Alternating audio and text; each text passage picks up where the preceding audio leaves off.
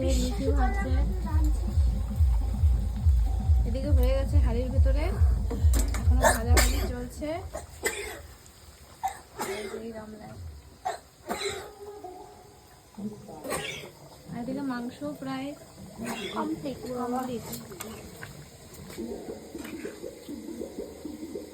কাঠের জালে মাংস, গ্যাসের জালে লুচি।